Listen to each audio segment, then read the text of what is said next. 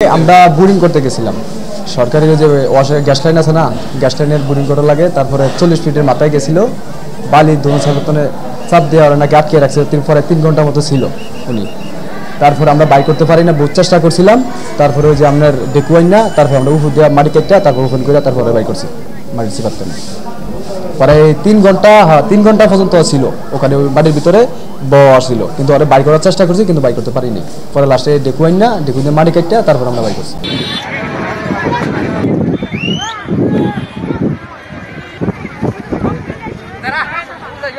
আমরা ওখানে আছি প্রায় 10 জনের মতো লোক কাজ করি। আর আমরা 4 জন ঢুকি ভিতরে, ঢুকে মাটি রুটি কাটি, আবার 4 জন 2 শিফটি করে বাড়ি ধরে ঢুকি, আবার বের হই, আবার 2 জন ঢুকি, আবার 2 জন বের হই। 1 ঘন্টা পর মানে বের হয়ে যায়। 16টা 10 গুটিকা দেখছেন, 4টা 10-এ আমরা মেসেজ পাই যে এই টেকনিক্যাল কলেজের সামনে গ্যাস লাইনে কাজ করতে গিয়ে একজন শ্রমিক আটকা পড়ে আছে মাটির নিচে, পাইপের ভিতরে।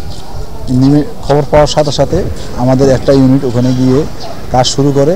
পাশাপাশি অপারেশনাল কাজটা একটু ক্রিটিক্যাল হওয়াতে আমাকেও মেসেজ দেয়, আমি চলে যাই। গিয়ে আপনারা দেখেছেন অনেক ঝুঁকি নিয়ে, অনেক রিস্ক নিয়ে আমরা এই ভিকটিমকে প্রায় 2 ঘন্টা চেষ্টা আমরা জীবিত অবস্থা উদ্ধার করি।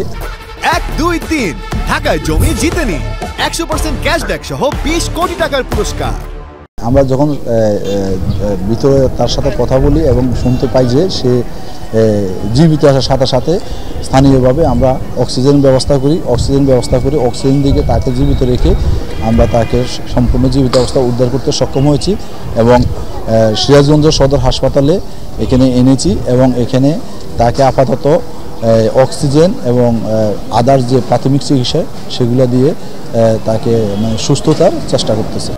ওখানে তারা অনেকে কাজ করতেছিল, যখন মাটিটা দুদিক থেকে চাপা দিয়ে পড়ছিল সবাই বের হয়ে গেছে, সে বের হতে পারে না। ছেলেটা যে ভিকটিমটা মানে আহত ব্যক্তি, ওর নাম হলো সোহাগ, তার বয়স হলো 28, তার নিজ জেলা হলো বোলা।